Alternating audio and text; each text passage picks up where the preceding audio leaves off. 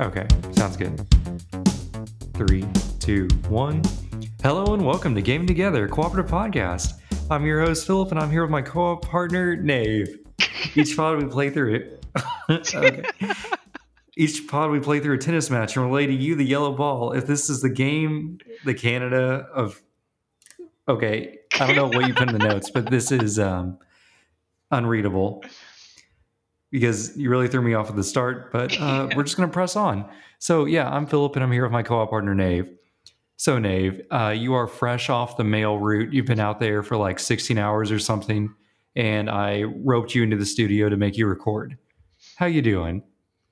I feel horrible. I feel like I've probably contracted COVID just from sheer exhaustion, and then probably passed by a dog and got the canine strand. The dog COVID? Also, yeah. I'm just gonna bring my whole family's going down with me. Oh, that's that, Molly? Not good to hear. My dog really wants to walk. Oh, is he sad? Yeah, she came. Did you see her come over to the door and stare? No. She stared at me really sad, and then walked back over to the window and looked outside. I'm just like, I'm sorry. I'm so sorry.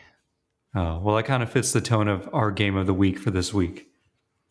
Because we are a co-op gaming podcast. What games have you been playing? Well, we can talk about Psychonauts. Let's bounce back and forth because you put 3 and I put 2. Perfect. Like a W. So, Psychonauts 2, a also very sad game.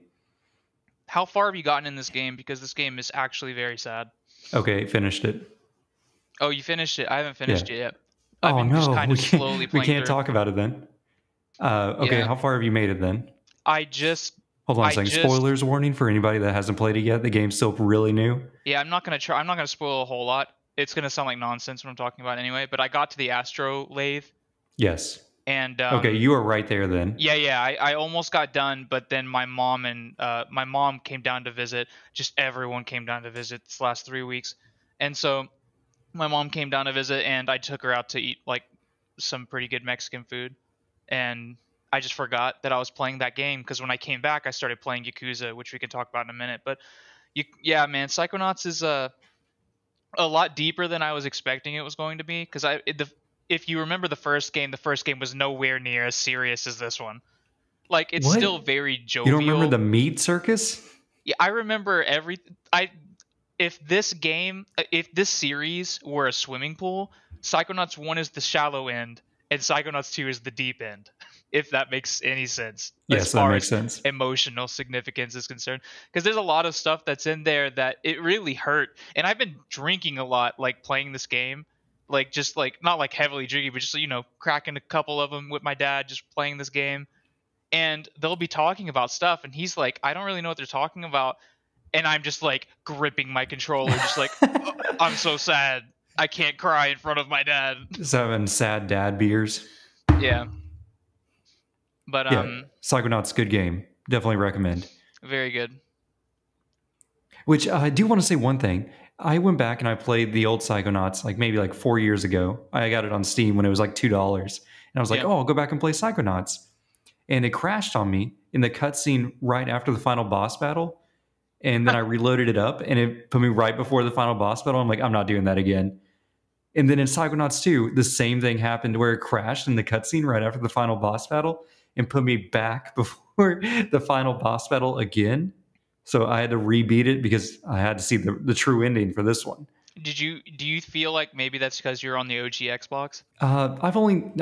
There was maybe like 2 or 3 locations that you go to where the frames just die whenever you're playing that game on the OG Xbox.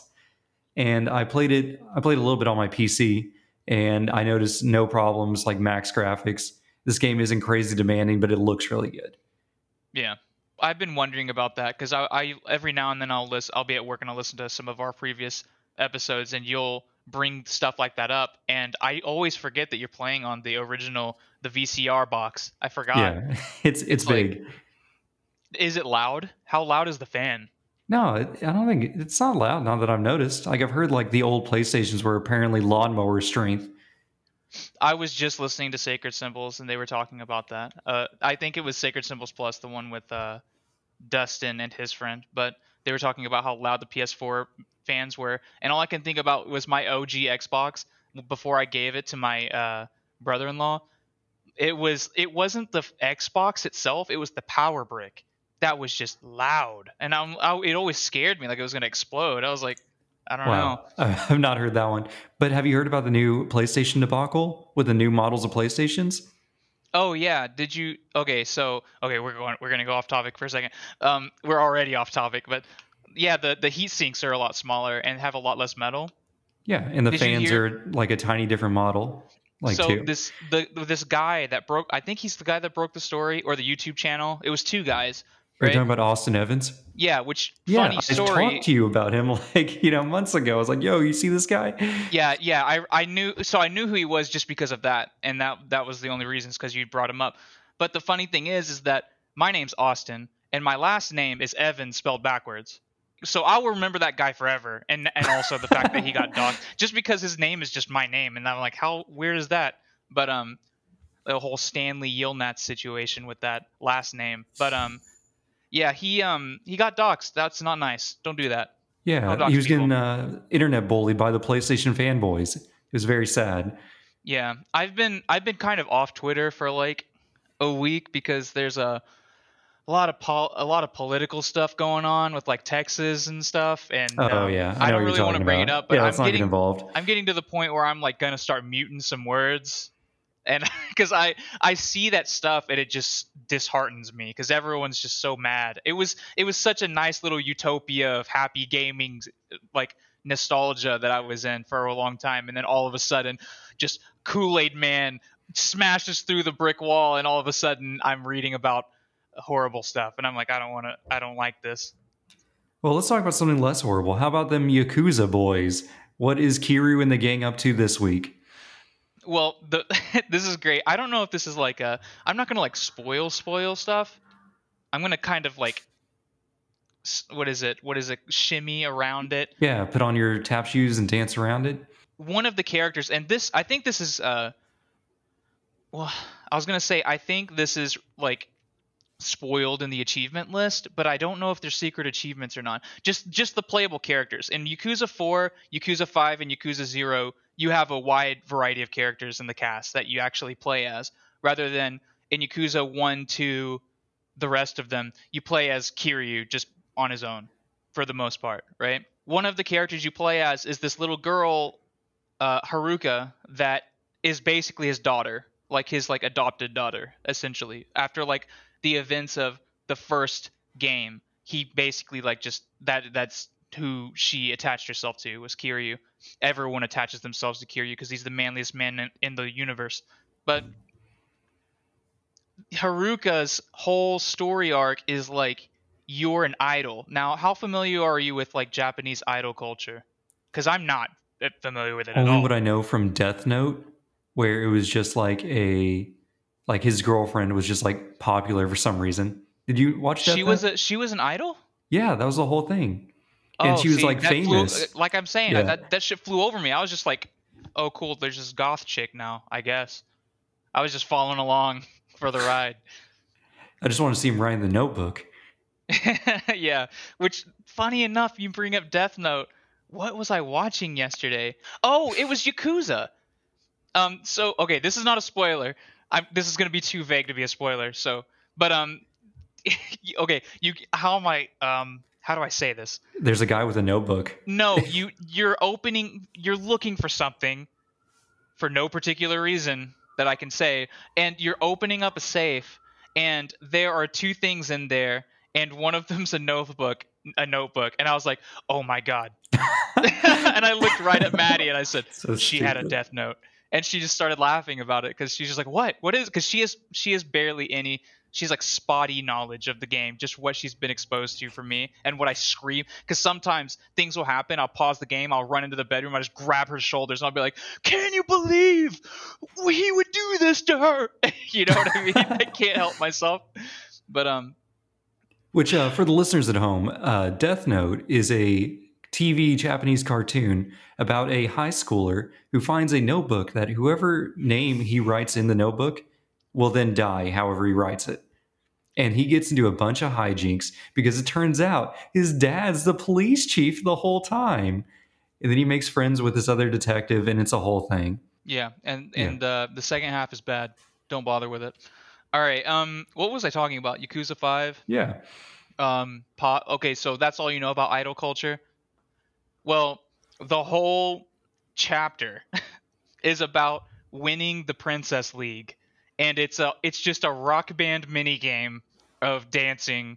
You probably could just blitz right through the story and just be done, but that's not me. I don't play Yakuza like that, okay? I do everything. So I probably have played 25 hours of watching a little Japanese high school girl dance in like a Sailor Moon costume and pressing buttons to the thing. And I'm going to tell you, after about 10 hours of that, you either crack or you get into it. And I think I might be into it. I'm not sure. Oh, you went over the hill? Yeah, I think I went over the hill. It was like I used to have a Vita. I think I still do somewhere.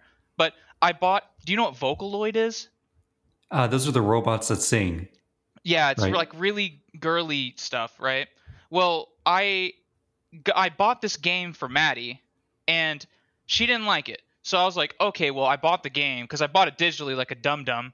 So I was like, okay, well, I guess I'll play it because it's a rhythm game. I thought it would be like a bridge between me and her because I'm a slut for rhythm games. So I love them. And I start playing this game, and after about 10 or 15 hours, I'm just like bobbing my head to the music. Like, I'm like, this is all right. You know what I mean? Perfect.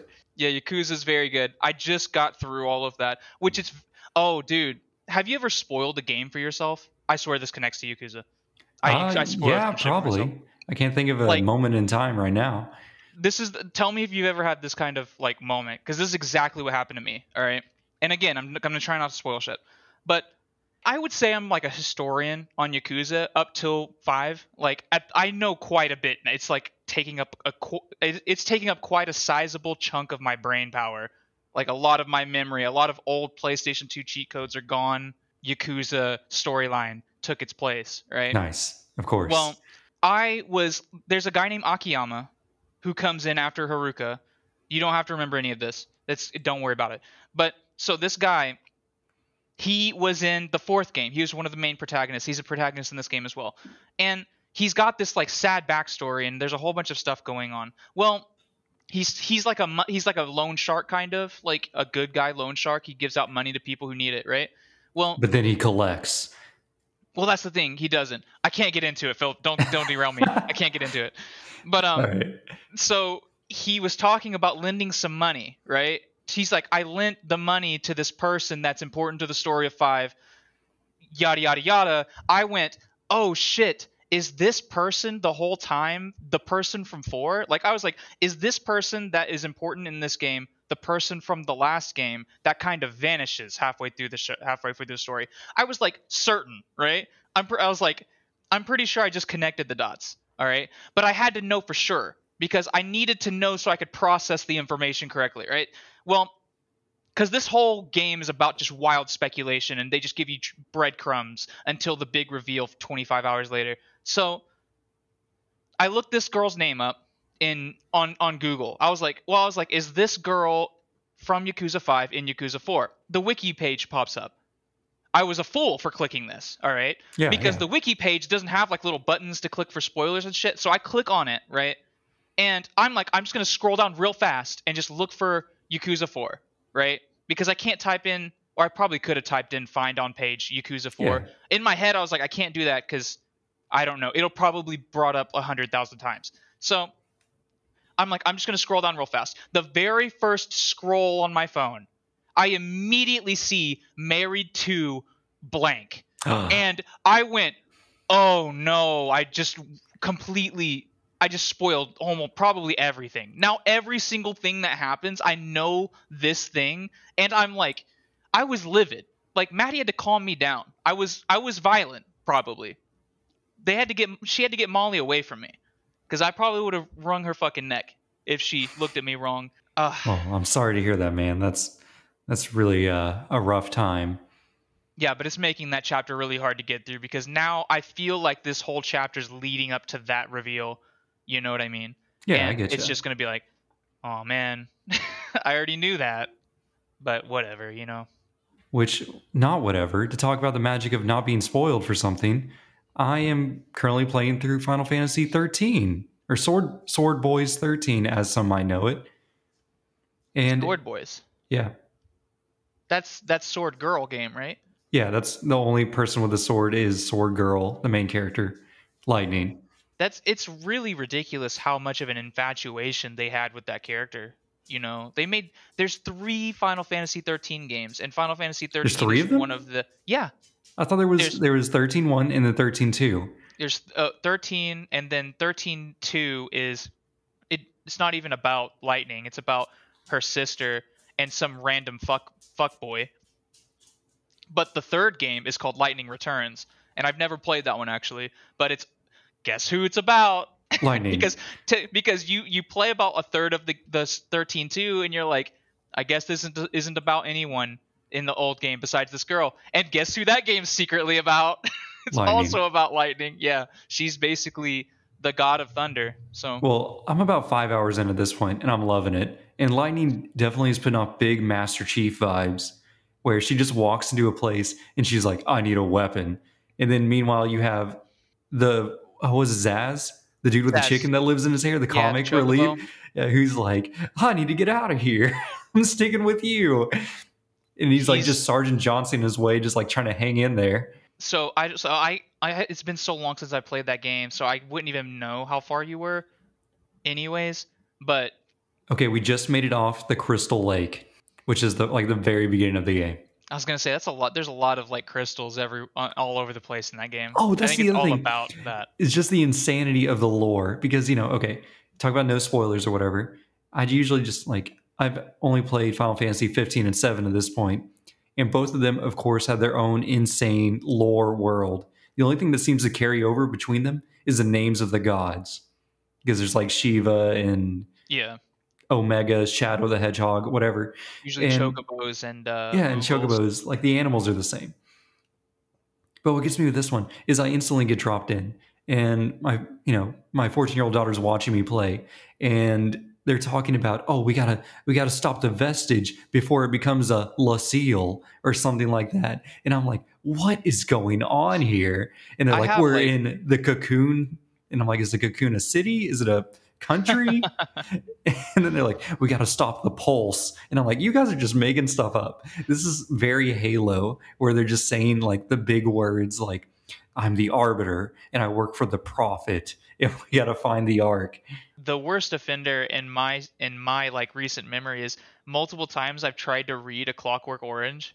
I think it's a Clockwork Orange, the Yeah. novella, and I would get almost through the first chapter, and it's insufferable how much fucking made up words. I don't know if these are made up words or just something really ye old British that I just don't know the hell they're talking about. Well, no, I think But they're doing the British slang thing where they use different words for normal things. it's like I have a problem where if I read like 3 or 4 sentences and I'm kind of lost, I will reread those sentences until I understand what I've read. And I just for like 4 days couldn't get through the first chapter. I was like, if it's not a Clockwork Orange, it's something like that. It's like some kind of dystopian novella, and so it's like I couldn't. I was like, maybe I need to get this on an audiobook or something because the audiobook you just kind of listen passively, but Yeah. reading is so active. It's almost like you're playing Overcooked and you're not stopping until you get the 3 stars, but every time you fuck up one order, you're like restart. You know what I mean? That's what I do when I'm reading. And normally it's not that bad. It's like the only other books that I had trouble reading like that were I don't know if you know who Fyodor Dostoevsky is, but Gesundheit, but no. he writes like really huge books. Like I read Crime and Punishment. It's one of my favorite books I've ever read. It's awesome. But he has a habit of just saying people's names over and over again, and he says their first and their last names, which it's fine if if it was fucking Tom Cruise, you know what I mean?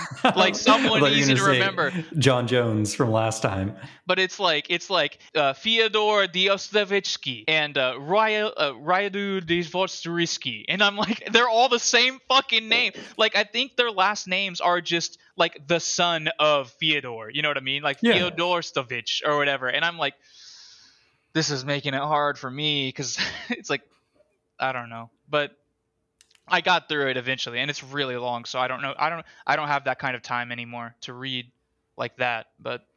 But you do have time to play some Rocksmith 2014. Yep, Rocksmith's good. There's a new Rocksmith game. Do you see that coming out? No. I don't know what it's called. Rocksmith 2? No, this is Rocksmith 2. Rocksmith 2014. But Rocksmith, it's Rocksmith 3, but it's called something. But I think they're marketing it towards cell phones. At first, I don't know if they're going to consoles after. Yeah, Rocksmith is kind of like it's like Guitar Hero, but for actual real guitars. So you like plug in a chord and you just play into your Xbox, and then it shows you notes as you're playing songs, and it has a dynamic difficulty. So like whenever you first start playing, you might hit like one note every bar, you know what I mean? Yeah. And then if you keep hitting that note, it'll upgrade you to playing like two notes a bar, you know what I mean? And it just kind of does that throughout the whole song. And each song is like cut up into chunks, and they write the programming so that this chunk in like a minute and a half into Smells Like Teen Spirit by Nirvana is basically only power chords and palm muting power chords, or full on muting power chords. And it's like, it looks back on it like keeps track. It's like, can this guy play power chords? Yes. Okay, well then move the difficulty up to 50%. Don't leave it at 1%. And then it's Ooh, like, that's can scary. he palm mute? And it's like, yes. Okay, well turn it up to like 75%. And then the first time you get through there, it's like paying attention, because if you start screwing it up, it's like, okay, tone it down to like 60% next time that riff comes back around. You know what I mean? Yeah. And so it's really fucking awesome, and it's so addicting if you're into like playing music. Unfortunately, there's no like next gen, but it's all backwards compat anyways. So if you can go to like Walmart, they usually have these things sitting there for like $60, these little cords. You can get the game digitally, but you need the cord, or you need a microphone, and the microphone only works if you have an acoustic guitar. So that's like a bunch of hoops also. So it's easiest to just get the cord, and unfortunately there's a delay. Like, it's not like if you're playing. Yeah, I was going to ask about that. If you get a guitar and you plug it into an amp, there's like essentially zero delay. There's like nothing between that guitar's vibrations and the amp shooting the sound out. In this game, it's not like an amplifier that's amplifying the sounds of a vibration. It is a little processor that's going, what do these vibrations mean? And translating it into the fucking game somehow. Magic. And I play Rocksmith through my Xbox One, because my Xbox One has an auxiliary audio output port. So I can use an auxiliary audio cable, or an optical audio output. And so I can use an optical audio cable and plug it into something so that the sound just completely bypasses the need to go to the TV and have the TV process that shit to go to the speakers and shoot it out. It just goes straight to the speakers and shoots it out. Now, there's still a delay, but it's so much better. It's so much more bearable than HDMI. So what I would tell people to do is, unfortunately, you'd either have to do all of that crazy nonsense. I'm not sure if a PS5 has optical audio output, but the Xbox Series X does not. That's why I use my Xbox One still. And so you either do all of that nonsense, or you get the Xbox 360 or PS3 versions of the game and play through the RCA cables. Yeah. And those are a lot more reliable than HDMI. I don't know what HDMI does, but it makes it hard. It's hardly even playable whenever you're going straight through HDMI. The only reason I know all of this shit is because when I upgraded from the 360 to the Xbox One, the first time I played Rocksmith, I was like, why can't I get this game fucking calibrated? And then I went back and played it on my 360, and I was like, oh, something's wrong here. And I had to Google it, and of course 1,000 other people like me had to ask that question too. Well, that's good to know. You'll have to update us once you get Rocksmith 3 going good. Yeah, they had like a beta or something. I don't know. Occasionally I'll watch YouTube and like just watch people play Rocksmith. Like cuz I have it on the Xbox, but the best place to play Rocksmith seems to be on the PC. I don't even know why I didn't bring that up. You can play it on the PC and it bypasses all of that shit because again, you're plugging your fucking USB right into the fucking card that does the thing. I don't know how Yes. PCs work. I'm not good at that shit, but um Well, it's it pretty was good. magic. We already established that. But the best thing about that is, of course, you can get custom songs. It's like the easy. I mean, I think you can do it on the Xbox, but you have to fucking do something special, crazy. But on this, you just literally just download the. So I'll watch people play like Death Clock and like Gojira and stuff, and I'm just like, man, this looks like so much fun. I wish I wasn't committed to the Xbox version for some dumb reason to Dang. justify my soundbar purchase, I guess. But All yeah, right. Rocksmith 2014 is cool. The only game I have left to talk about is Hades. How far have you made it? Literally haven't played it since we talked about it last. Okay, what was But I okay? made it to I just Hades. made it to Hades. Yeah, but I've not beat him yet. You have not? Have you No. knocked his health bar down the first Yeah, I time? made second phase. I've made Okay. it not past second phase. I can reliably get to second phase, but I always die. I can't even get him to quarter past in second phase. I'm always so weak by the time I get him to second phase that Yeah. I've usually already used up my life. And I think that you can like I think there's some way that you can get multiple lives in one spot and like upgrade One that room. rune somehow. But Yeah, you can. But you have to make sure you're using the that you get one respawn per run, and you can level it up to 2 respawns per run instead of the one that's like respawn per room. oh, okay. Yeah, see I'm using the one per room because sometimes The I game's just hard, zone out. and Yeah. sometimes bad things happen. All right, well, we need to keep this moving. So we're gonna take a quick break, and then we'll hit our game. And we're back. So, Nave, do you like first-person shooters? I would say that I'm a professional first-person shooter player. Really? No. I don't think that's what you are. No. All right. Well, Jack of all trades, master of none. that's perfect because we have what I would say the quintessential first-person shooter that is Quake 1. Quake 1 is a game. Yes, Quake 1, developed by id Software back in 1996 was its release date. Only 3 years after we were born. And it looks old. It's kind of charming. I don't know if the version we're playing has like updated models. Oh, we are definitely playing the updated version with widescreen and everything. I was playing it on the Xbox the first day we played with the controller and everything, sitting back on my couch. And you were playing on the PC, and I was like, because this game has crossplay, which is pretty sweet. I was like, man, at the first like 2 levels, I was like killing you, but then you were every other level, you were like double my kills every single, and I was like, man, I'm at a disadvantage, aren't I? I'm having a hard time. You need to use mouse and keyboard on this one. So I did switch over to the PC, and not only was it like infinitely easier to play, but also my face is only like maybe a foot away from the screen now, and so I'm like seeing these grotesque creatures we're fighting, and I'm just like loving these player models. I'm like, look at like they're so old, but it makes it even more charming. I'm like, this is great. I love all the monsters too. So before we start getting in the nitty gritty, let's talk more about the game in general. So this is the follow-up to the hit computer shooter Doom, which most people have probably heard of. It's another satanic first-person shooter. But you were kind of constricted with like camera movement in that one, where like you couldn't look up and down. Your bullets would just naturally like home in if there's anything above you. Also, it was sprite based, so everything's polygonal and gross looking kind of in this game. Yeah, they made it to full 3D graphics. Yeah, and all the early 3D games are just hard to look at, whereas sprite based games like age so much better.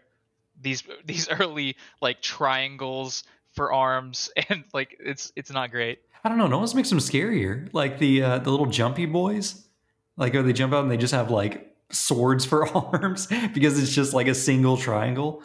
It's a little scary. That's why I was wondering, because I was like, these models don't look horrible, but I'm like, I bet this is like changed in some way. Like this can't be the original. How they looked. I bet they definitely updated everything. Okay, so This actually had some notable people working on it. One that I didn't know about that really surprised me was American McGee. Have you ever played the Alice games? Yeah, I always recommend that to people who are like emo but also not great at video games.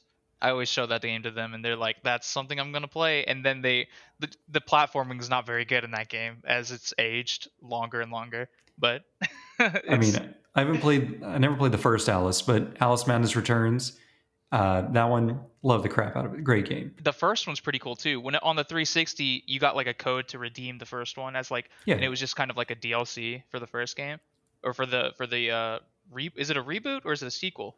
I think it's a sequel, and they're coming I out. think The it might third be. one has been announced that it's like fully crowdfunded and it's in production right now. Yeah, it's taken a while, but what was I?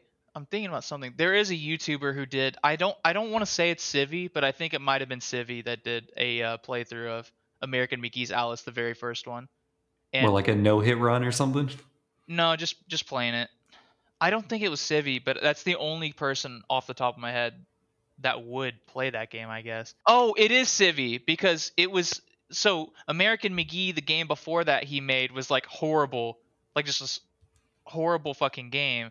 And then American McGee saw that video and commented on it, and so he was like, "Well, maybe I should play a good American McGee game." That's perfect. All But it right, was really so cool. yeah, American McGee, he's the level designer, and just looking into level design in Quake, they seem to have it down to like a science. Like we look at like Oblivion and Skyrim, and they're like, okay, dungeon design. They always horse you back around to the entrance, so you don't have to backtrack. You see that mirrored, or not even mirrored. You see like the better form of it almost. Okay, there. Okay, we'll get to our exploring point when we go farther in. But most of the level design kept you moving, just running and gunning. Well, especially because I don't know how like on purpose this is. I don't know if like the original Quake had co-op like it does here, but there were like multiple paths that we could take on most levels, and almost always it was like I wrote this further down on the notes. I was like, what I kept saying to you is I'd be like, all right, gang, let's split up and look for clues, and just we would always just run off in different directions.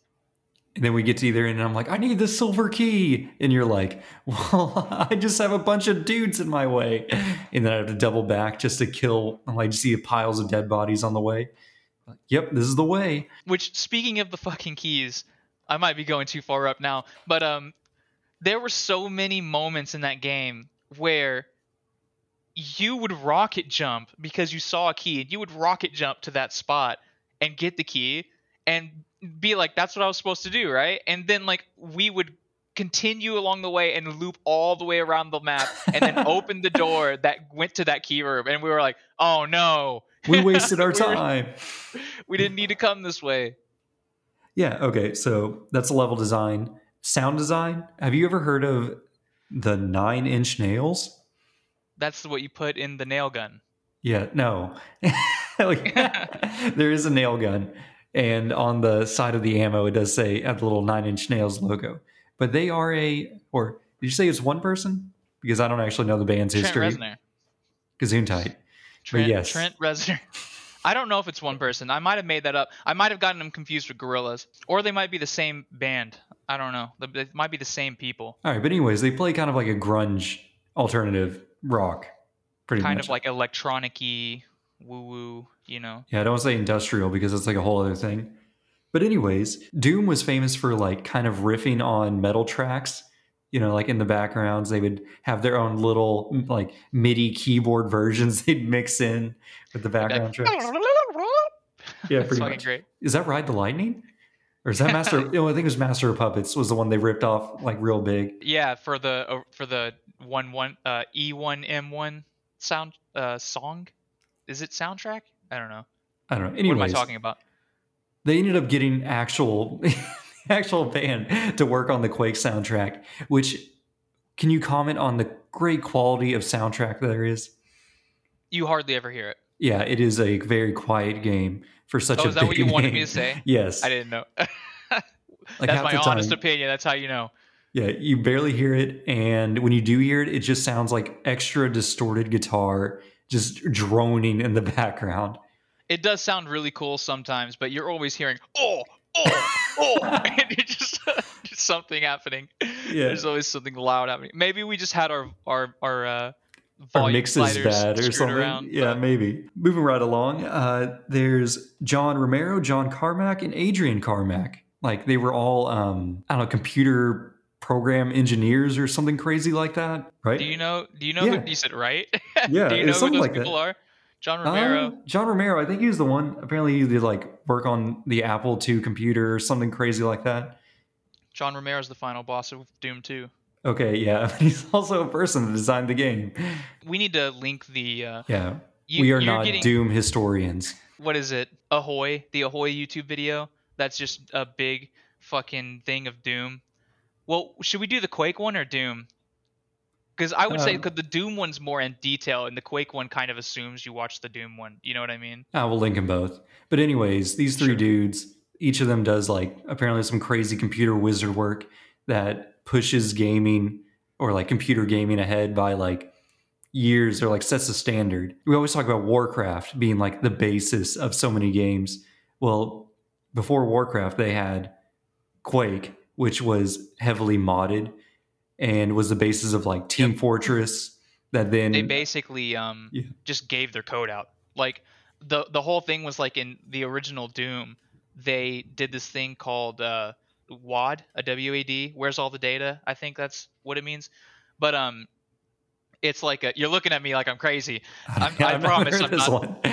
Go I for it. promise I'm being truthful here. It was basically just a replay system, but it was a way that people could also alter this. So that was like one of the original modding communities was the Doom community. Whenever they went up to make Quake, they embraced that community and they wanted to make it even more robust. Like they had the idea that one of the reasons why Doom was like did so well is because how much the modding community was embraced, and they wanted that to be recreated in Quake, which I would say was successful.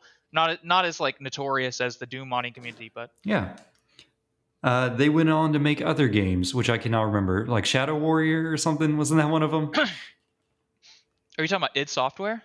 Well, not just id, but like John Carmack and John Romero. John Romero went on to make Daikatana, Oh, that was it. Okay, which was I heard it was bad. I didn't play it. I didn't play it either. All of these games, fuck, dude. There's just too many YouTube videos. Civi 11, I think, is Philip or me, whoever the fuck's editing. Ahoy, Doom, and then Civi Pro Quake. Please. All right. It'll be in the description, probably. Okay.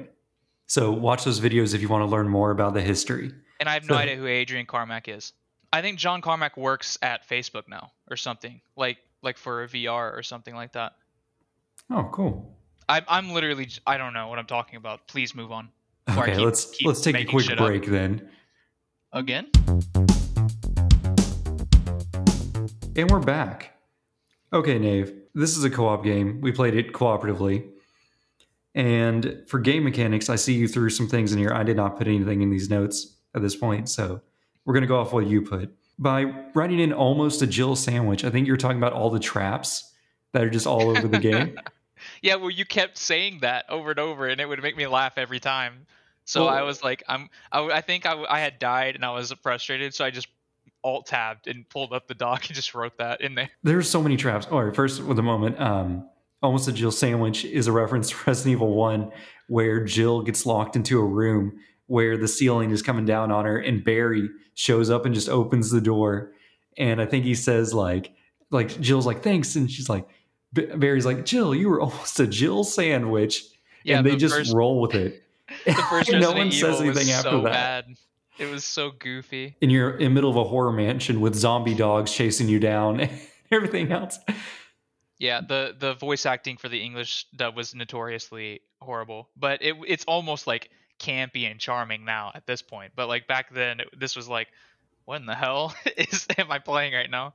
The tone is all over the place. There was one moment where you went into a room and you grabbed an item and instantly locked the door, and I'm standing outside and the ceiling starts coming down on you, and I'm like, well, I guess Nave's a Jill sandwich.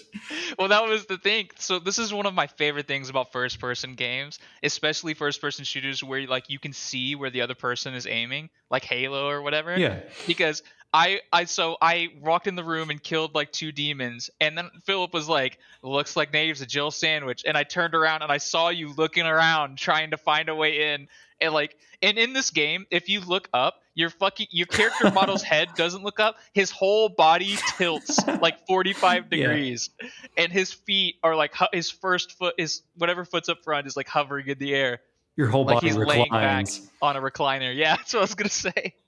Um, he's like looking around and there's the doors there, and I'm like, oh, I guess the door locked. And then I look up and see the ceiling coming down on me, and I'm like, it's over. I don't know. Yeah. I don't know what to do. Many Okay. times I walked into that trap. There were many traps though. And you talk about like, oh, this game is from 1996. How scary can it be or whatever? But there were like so many moments where we were just like screaming when we walk around the corner and a wall would slide open and there's a guy holding a chainsaw. You're just like, oh God, not again.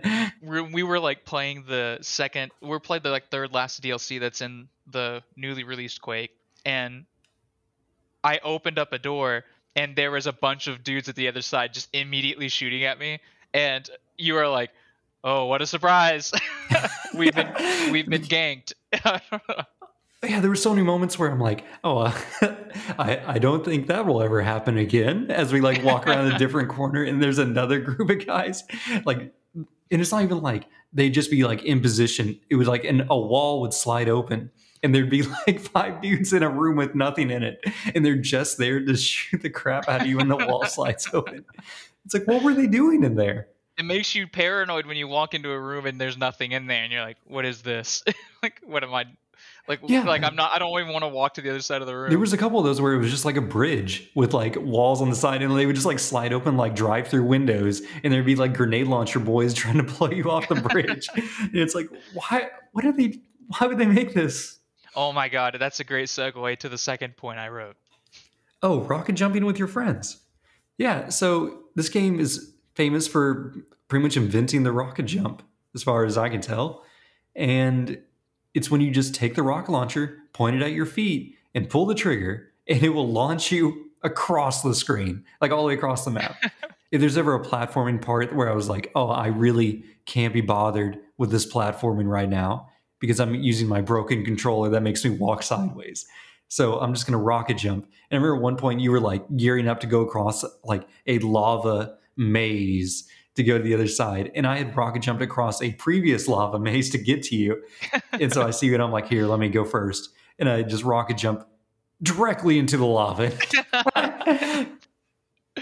Which the best thing about rocket jumping is the best thing about the rocket splash damage is it's not only your own rockets that launch you, your rockets will launch your friends as well. So there were many times, which I'm sure never got old, where Philip would be like, okay, I need to make this jump. You could see him lining up the jump, like getting ready to jump, and I would shoot a rocket right behind him, right at his feet, and he would fly forward, and usually would result in him either falling down to a previous location or falling into lava and dying instantly.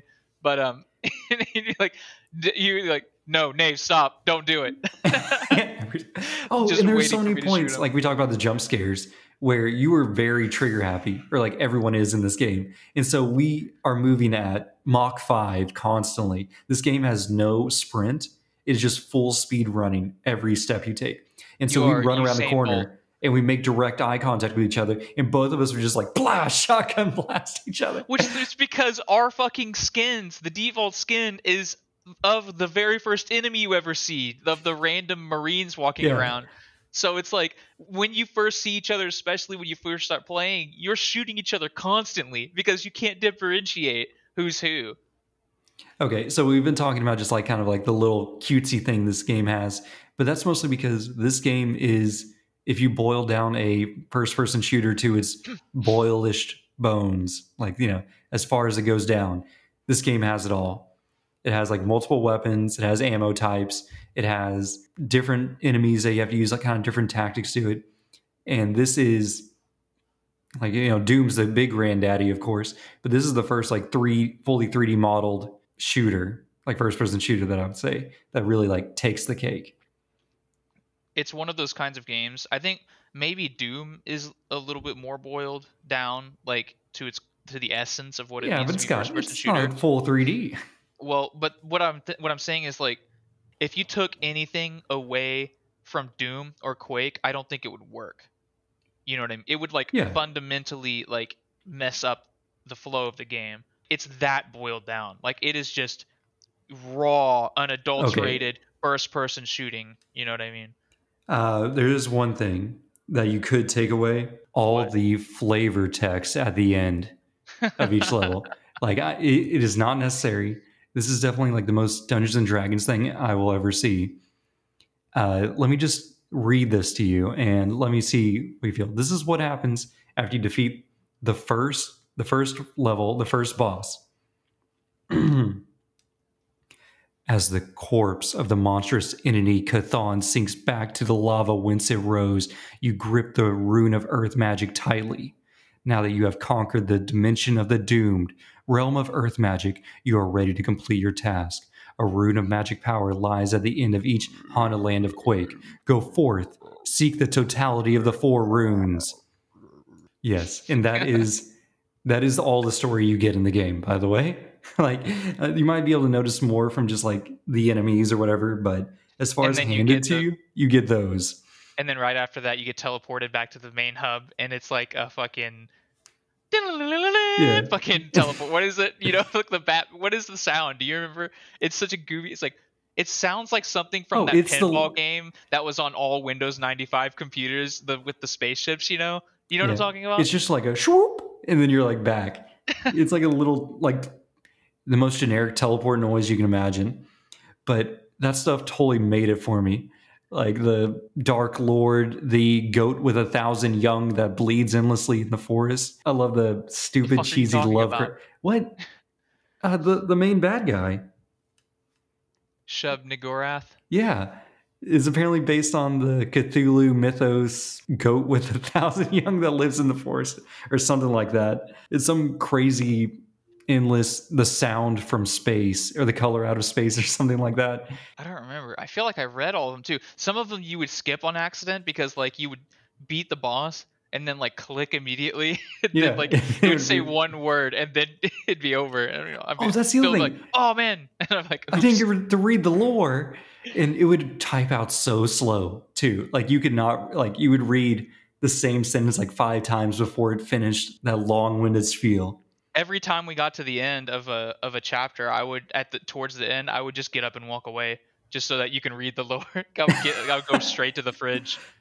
So like, Yeah, okay, I'm because gonna get some water. it would take you like 2 minutes of just waiting for the text to write itself before you could read the lore. Which one thing that's interesting in that same podcast with Dustin, the Sacred Symbols Plus, they were talking about games where increasing the frame rate. I have no idea where this fucking just came from, but where games where you increase the frame rate actually is a detriment to the game. And they were talking about how in Dark Souls 2 on the remaster, this for some reason the deterioration of your weapons is linked to how many frames it is coming in contact with things. Really? And so since there's double the frames happening, your weapons deteriorate twice as fast or something like that. I have no idea, but I was like, it's fucking hilarious because there are multiple instances like that. Like I think the most notorious for me is I think I brought this up at least once on the podcast already, but in Halo Reach there's a Star Fox level, and I know I've talked to you about this before Yeah. because I bitched and moaned about it. In the Star Fox level, you're just flying a ship around. That's it. You're just like shooting the Covenant out of the sky. You know what I mean? And you're in the spaceship. But the thing is that the fire rate and like the lock on rate of the enemies are tied to the frame rate, and that changes across difficulties. So literally all they did to make that level more difficult is to make the shots per frame count faster and the lock on rate per frame faster. So now that it's at 60 frames per second, they blast you out of the fucking sky. It's impossible. You beat this on Legendary, right? By Yeah, I yourself? did by cheesing it. You can hide under the I was going to space say, station and like you have you to. peek out and you shoot them like a little sniper spaceship. Like it's Yeah, but really terrible. if you ever start getting shot at, you have to immediately turn and boost back behind the spaceship. And if you get hit once before you're like already turned around facing the spaceship and boosting back, the likelihood of you getting to that spaceship, because that means they've locked onto you now because they are hitting you. The likelihood of you getting behind the spaceship is like you might as well restart right then. It's painful. especially if you have like a tiny, tiny little fucking fuse like I do. I had a hard time getting through that, but I was dedicated. I was like, I have to. I was like, because the longest time, I was like, I beat this as a kid. I'm gonna fucking beat this as an adult.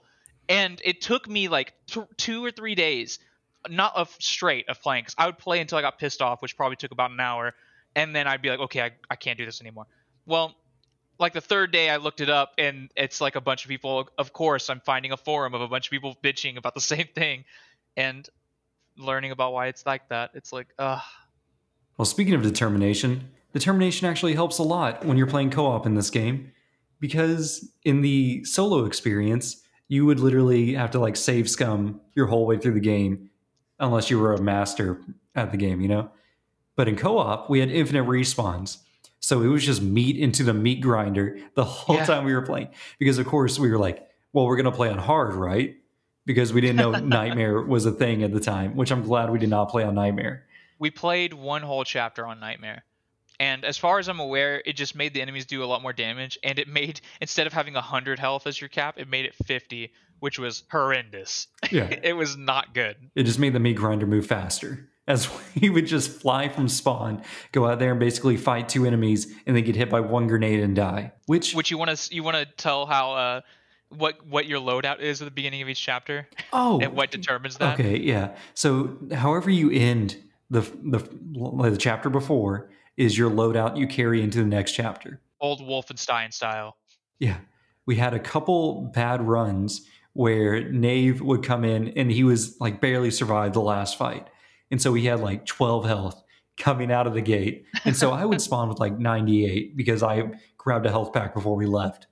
Well, he was coming in with, 12 and dying in 1 hit. And so I was basically just beating the whole level because the second anybody would see him, he would just get hit scanned where the enemies would just look at him too hard and he would die. And then there was another run. Their cough germs. Yeah, there was another run where it was basically the other way around, where I had basically no good guns except for the electric gun. And Nave had the rocket launcher that fires 5 rockets in 1 shot. And we had dropped into a level that we were on for a while. And you were just following me like a puppy, waiting for me to die.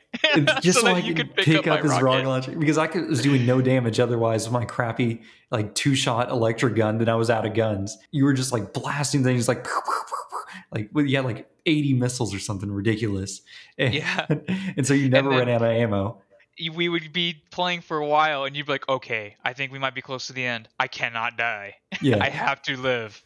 Yeah, I would stop using my rocket launcher. That way, next chapter, I would have as much ammo as possible. Which, whenever you go into chapters like that, you are the thing that knocks. Like, you are just the horror story. Oh yeah, and you're nightmares. the bad guy. Like it's like Alien Fortress, Brown Castle, and you kick in the door and just start blasting everything. They're just like listening to Sublime and playing Tony Hawk, and you just blow up their living room.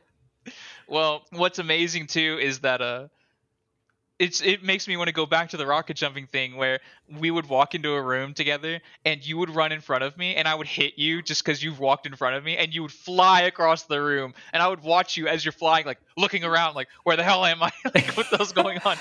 And then I would be shooting and eventually one of our rockets would connect with us again, and then whoever got hit would just be flying through the room and you would constantly like, I have no idea where I am, and you're just shooting the fucking rockets. You're just like spin and shoot, which that's just kind of like a little bit like the fun we had. Like, this game really comes down to the spirit you play it in, though. The game initially launched with a set of like, I think 4 levels or whatever. And then it had the first DLC pack, then another one later on. And then I think it was just in the last year or so when they remastered it again, or maybe it was last year, they put out a 4th DLC pack for this game that is 20 whatever years old, which, talk about like a callback on, was it Bethesda that owned them at the time or something like that? Bethesda owns them right now. Okay. I'm kind of confused right now. Okay, well, they came out with a DLC pack like 20 years after the game came out, which is pretty ridiculous. Free, just gave it away. Yeah, just like Age of Empires did that recently too. I think they've come out with their 2nd pack, actually. Incredible. Fucking Age of Empires 2. What a good game. Wow. Imagine if, what were you talking about earlier? Life and Justice, the book. Crime and Punishment. Yeah, that was it. Say life and justice. Yeah, like what if they came Is out that how with? you remember stuff? You just remember the opposite of the words. Yeah, I guess. But what if they came out with an expansion for Crime and Punishment? 40 years later since that book came out. I don't know how old that book is. It's old. It's like in the 1800s. Damn, that's old. I don't know. That would be probably blasphemy, because it ended poetically. So it's like it would be weird if there was something extra after that. Whereas Quake doesn't really have. Quake is just like, okay, cool, I get to shoot more shit. Which these expansions give you more like enemies and stuff to fight, and like that's where the triple rockets are as well. I think is it just multi rocket? I don't know. You said it's top 5. I don't remember. I wasn't paying attention that closely, but that's where those came from. And like one of the bosses is a fucking dragon. Like you're like, dude, that was so cool. Yeah. Which it was really cool. One knock I have against this game is that you don't get achievements for playing in co-op, which I assume is because you respawn, but you can fucking save scum and you can use console commands. So I'm like, why can't we just get the achievements in co-op? You're making me mad, Bethesda. Make your achievements correct. All right, well, that's enough achievement hunting corner. But so back to the spirit of the game. When me and you were playing through it, like I feel like we had like stages of development. First stage was just like in awe of this 20 whatever year old game that's still played so good. And we're like, oh, this game is actually good. This is playable. It's not janky. It's fun. And It definitely flipped us, because our original plan was this is going to be a game we're going to beat really fast, which we did. We beat the original Quake really fast in one sitting, I'm pretty sure. Yeah. And then we were like, we're just going to record real fast so that we'll have like an extra episode. But then we were like, okay, let's do all of the DLC, which the DLCs, each one is just like the game again. It's longer than the original game. Then also, life gets in the way and stuff. So it's like we did. I don't think we still had the last 2 DLCs left, which I think the most recent 2 DLCs are not nearly as long as the other 2 DLCs. I think they're way shorter, but unfortunately we didn't get to beat those. Yeah, so we had our first wave where we were just like young with glassy eyes thinking, wow, this is amazing. Then we got into the system, and once we had like our experience in our hands on the game, this is probably like day 2. This is when we were just blasting each other with rockets and rocket jumping, and just like we were just having so much fun talking about dumb sandwiches or whatever. Like this was like when we were at our height joy. But then life started getting in the way, and we're like, crap, we still have 3 DLCs to play through. And then it just started to turn to a grind where that's when I start saying things like, I wonder what's around this corner. And then we go around the corner and there's, what do you know, a monster going ooga booga booga booga with a chainsaw arm. And now there's bat monsters hanging from the ceiling. And oh my God. Do you want to go through the monsters? How many of them can you remember? Okay. I remember one in particular. I remember all of them. We got... Which one do you think I'm thinking of then? Which one left an imprint in my mind? Oh, you're talking about the slimes, which are not called slimes. They are called the spawn. Okay, it is exactly what I was thinking of. Basic enemies, the grunts. They're just like infected space humans or something like that. Then there's just like the original character for some reason. There's the upgraded version of them, which has like another bigger gun that fires like lasers. We only saw a couple of those, I think. Then we get into the like Eldritch Cthulhu monsters. And these are my boys. Like there's chainsaw arm, grenade launcher guy.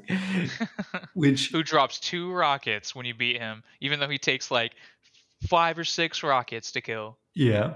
There's him. There is floating ghost mummies that just kind of float around and fire lasers at you, which never seem to miss. I would feel like I was always getting hit by those. You know who doesn't ever seem to miss? The fucking big boy. What was his name? Oh, dude, the Shamblers. The Shambler is a Rancor white flesh monster. Very scary. Cool design. And he would charge up a Kamehameha laser in his hand and then fire a lightning blasting into you. And it would never miss. You had to be already behind cover by the time he shot it, which only gave you like split seconds before he like fired it out. And sometimes he hit you anyway. Yeah. God.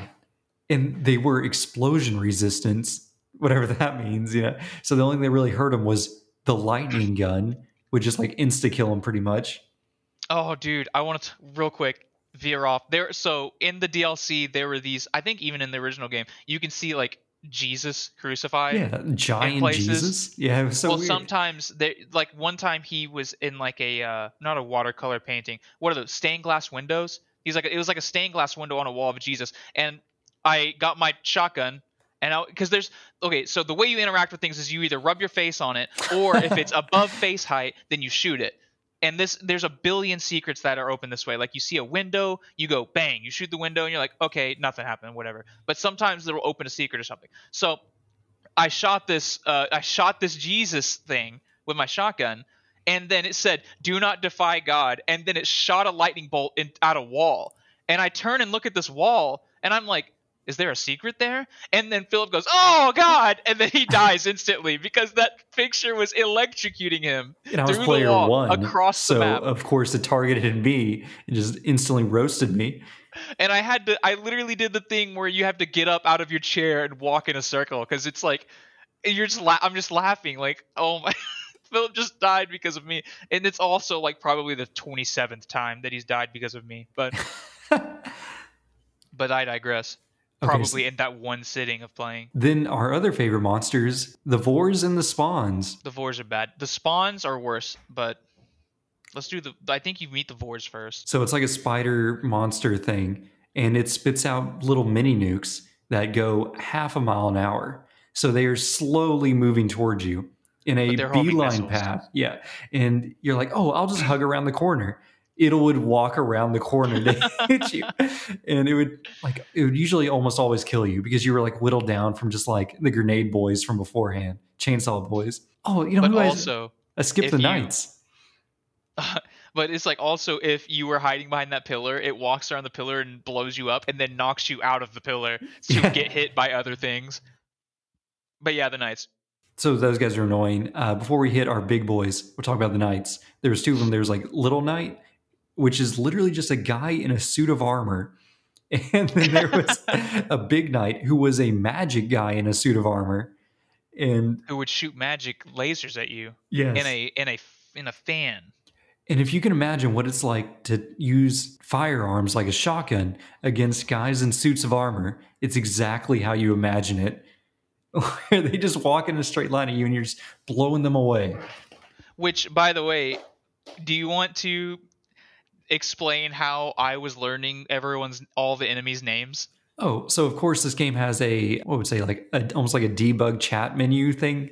And so when Yeah, you kind get of like killed if you by think it, about like old school multiplayer shooters and you die to somebody, or even now, it'll be like Dr. Tov killed Guns versus Kittens. You know what I mean? yeah. In some way. And so every time we meet a new enemy, instantly it was like, we got to figure out this guy's name.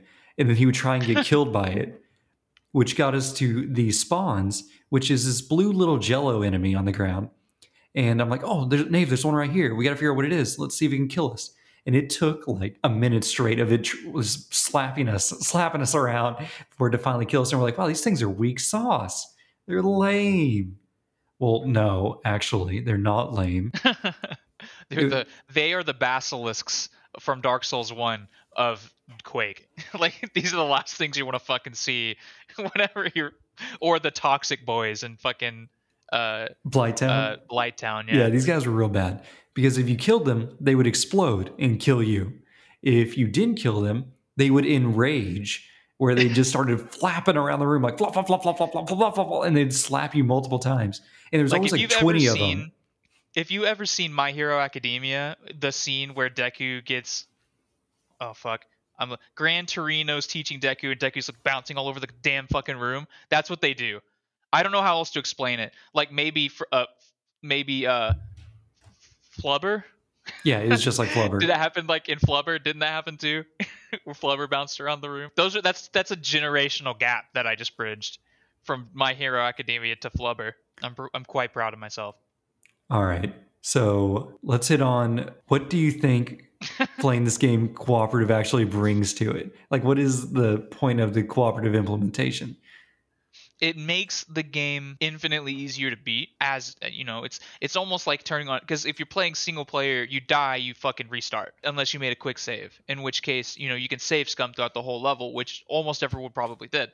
But in this game, it turns it into a fucking death match. It turns each campaign level basically into a death match. That's in my head how I assume it's programmed.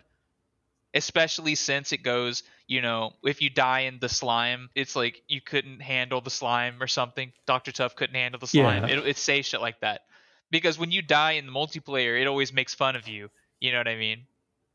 I don't know what I was saying.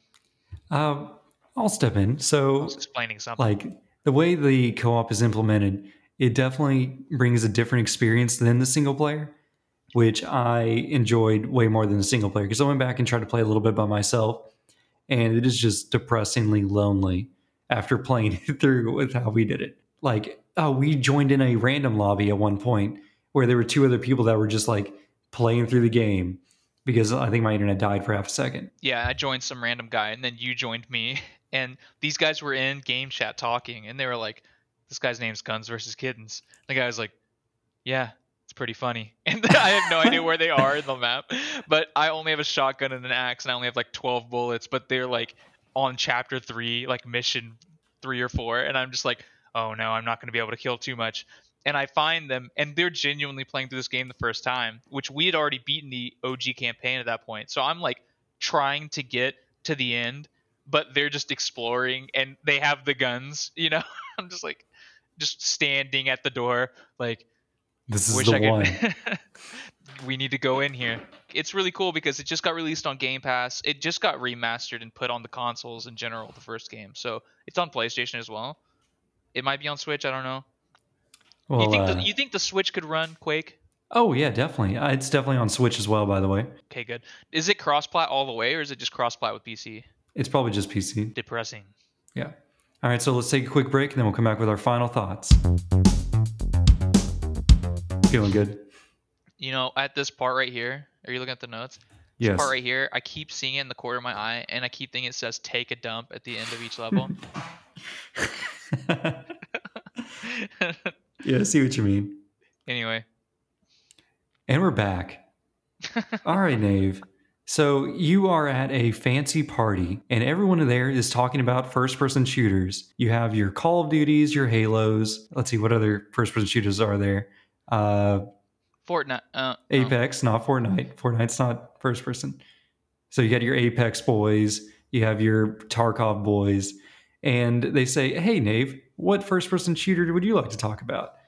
What would you say about co-op gaming in Quake 1?" Well, Quake is definitely the hipster's choice. But at the same time, it's like there's something very primal about Quake. In the same way that there's something very primal about a lot of retro games. It's really like boiled down to the essence of something. It's like they didn't even know they were boiling it down like that. Like if you look at a game, if this game was made today, you'd be like, oh, they really understand what makes a arena shooter fun, right? But they were just experimenting, like trying to figure out at this point. It's kind of unbelievable. Every time I go back and think about stuff like this, it always brings back like The Legend of Zelda when it made the jump to 3D, and Super Mario 64 when it made the jump to 3D. This could have easily just sucked really bad. And it's really crazy actually whenever you think about it like that. If you wanted to play something in co-op, if you had Game Pass, like go ahead and play this. This is very fast. You can beat this shit out of this game in one sitting. And it would be fun too. If you wanted to go through all the DLC, that's when it kind of gets a little long in the tooth, but there's a constant shift in like environments. Like there's a lot of really cool scenery that they were able to design with the limited amount of like, what is it, storage memory, whatever, RAM, whatever. Yes, I'm sure they had lots of resource limits when they were developing this. Which, do you know, when was the most recent, the last 2 DLCs, were they made recently? Because that makes me curious on, like, have you seen Ion Fury? No. What's that? Ion Fury is a game made in the same engine as Duke Nukem 3D, but it was recently made. The main reason why I know about it is, well, besides Civi played it, but anytime, like, Civi is synonymous with these kinds of games for me, so sorry, I probably brought it up like 6 times now. It's just like like almost like a 3D Realms game. I don't even know if it was made by 3D Realms, but it's just like that. And it's just like this kind of, but the sprite stuff. The thing is, like, they had a controversy because the original name of the game was Ion Maiden. And I see what you did there. Iron Maiden sued them, sadly. So they changed it to Ion Fury. But the game is really fucking good. And it's made recently. Like, that's kind of like the lens I'm looking at this through. Because I don't want to speak for Philip, but I never played this game until just now. I've seen Civi play it like a year ago, and I was like, wow, it's cool. I kind of have like an idea of what this game is like now. But now that I've actually played it, like there's an intensity that comes with having your default movement speed be 37 miles an hour. You know what I mean? Yeah. Like Which, to there's no break in real sprint quick, button. Okay, is go that for it. where you got the idea for this game? Because you really came out of left field with this. Because I was like, oh, let's play a retro game. And you were like, we're playing, how about Quake? And I was like, Quake? What? Okay. I don't know why Quake popped up in my head. But like, yeah, I don't know. Because I could have easily just said Doom or something. Because I haven't watched that video in a long. I did watch it recently because we were playing this game, and I sent it to you, and I was like, Yeah. I want to watch this too. But yeah, I don't know, because you were talking about playing Mario 3, right? Yeah, like I want the to play like conversation? Mario 3 or Mario Kart Double Dash. Which this isn't retro, but do you know anything about Luigi's Mansion 2? Yes, I have actually played it partially co-op with my oldest daughter. Is the co-op online? Because I don't know. I don't think so, but I'd have to Whack. check. I don't even know, because is it like a hand-holding co-op experience? Because I don't know. Yes, one person plays as Guigi or Goo Luigi. Luigi. Yeah, and the other one's Luigi, and you guys team up to play the game, and so it basically resolves into like, you know, how often you switch between. Have you beat the game, right? I don't even own it, Oh, okay. unfortunately. I should get it because I All love right, the original. non-spoilers. There is Luigi. He is a plumber with a vacuum cleaner, and he catches ghosts. As all plumbers have Yeah, and do. but he gains a partner in this one that is Guigi, which he keeps in his vacuum cleaner, and it's him, and he's able to transfer his consciousness between the two bodies. Naturally. Of course. Well, the problem with Luigi is if he gets wet at all, it breaks his cohesion and he just dies. It's very sad, but he's able to generate new versions of him after the other one washes away. So they just ripped off the plot of Psychonauts 2. Yeah, it's exact same thing. Only instead of one being paper, he's goo, and he's able to go through bars, pull switches on the other sides of them, and like get into places that Luigi can't go. Which, did we have this last time we did the pod? Did we have this conversation about the voice actor for Rasputin? Yes, how it's apparently. Was that on the pod, or did we just talk about that? I think we just talked about it. It's Zim. So I don't know if he's Invader Zim or if he's someone else in the show, but I think he also does the voice of you can make a mental projection of yourself in this little piece of paper. That's way deep in the game. Oops. But the little mental projection runs around talking, and it's fucking Gurr. And it is, whenever they talk to each other, it sounds like just Zim and Gurr talking to each other, and it's like so. It's like they must have done that on purpose. You know what I mean? Some kind of meta decision on top of a meta decision on top of a meta decision. You know what I mean? I think a 'Cause it's lot like, of things were done on purpose in that game as yeah, well. it's like this is going to, like, the same people who grew up playing Psychonauts 1 grew up probably also around or tangentially with Invader Zim, and now that they're adults playing this game about like all kinds of different like psychological sadness, they also are hearing these two nostalgic characters like banter with each other, like right at the end of that game where like the game is basically getting the saddest. Like it's like getting deeper and deeper into where you're like, I'm hoping this game stops being sad, and the game's like, no, we're gonna keep being sad, sorry. Yep. But it is very funny. Like we keep mentioning it's sad, but it's like a goofy, funny game. It's like as you start peeling layers back and trying to understand what's happening around you, it's like this goofy humor is like masking a whole lot of like, ugh. This is A lot of tragedy in there. All right. So back to your final words on Quake. Anything left to say? We're on the final. What have I said already? I don't know. It's fun.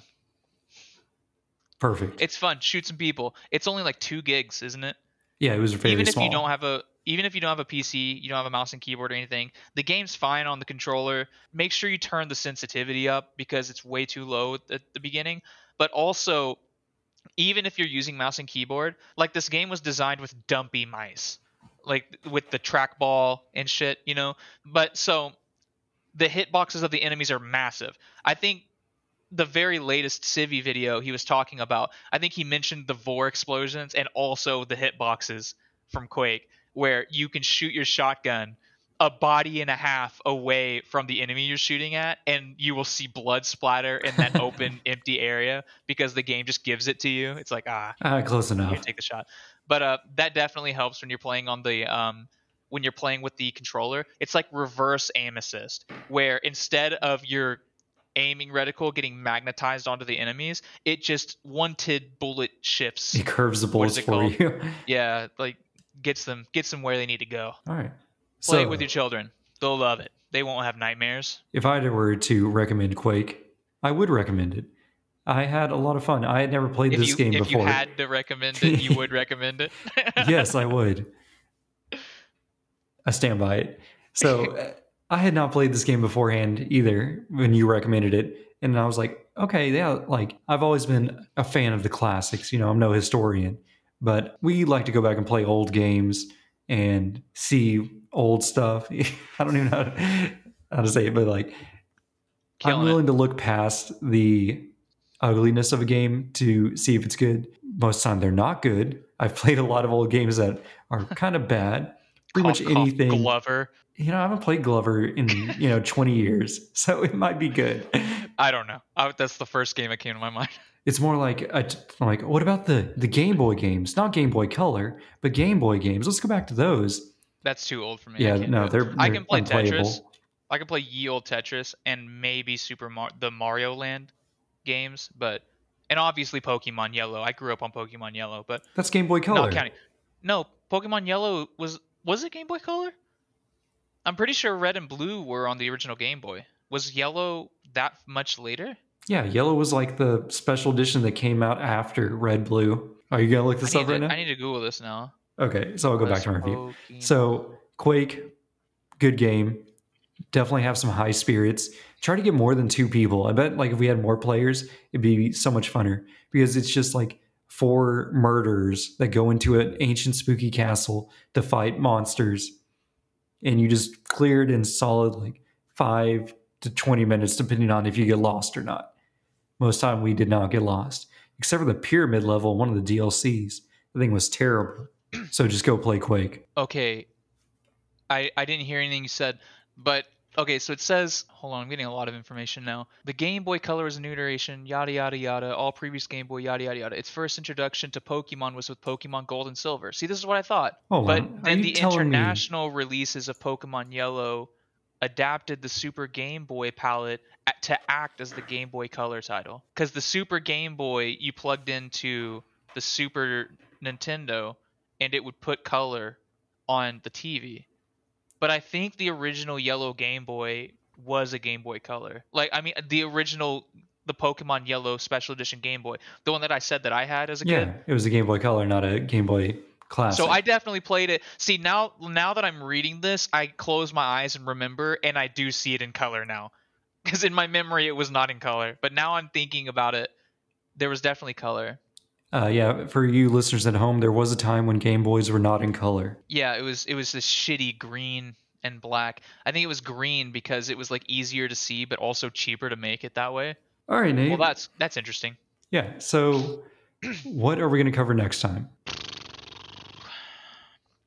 I don't know. I kind of want to play Saints Row. Well, I got it downloaded. Yep, Saints Row sounds pretty good.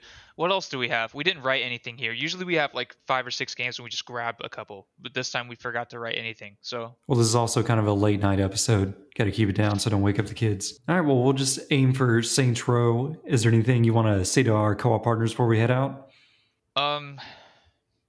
Get a better job. Don't be a mailman? I'm not going to say that. I'm not going to go that far. Well, because honestly, the mailman was my better job. I used to work at fast food. So it's like I'm miserable, but I've got 3 times as much ramen noodles as I would have normally. Incredible. I have a surplus of pork-flavored ramen noodles from Maruchan, just like my pants. Do you see my pants? Oh, yeah, you saw them already. Yeah. I got Maruchan pants. All right. Well, this has been Gaming Together, talking about some Quake. Maybe we can go slay some space demons together next time, co-op partners. Bye. Oh, didn't we make a lot of Minecraft references too? Because like everything was blocky. Yeah. They were like, yeah. You think was that a Minecraft reference? Like in Quake? We made a lot of references because we were constantly like, know what this makes me want to play? Turok. You know what this makes me want to play? Super Mario 64.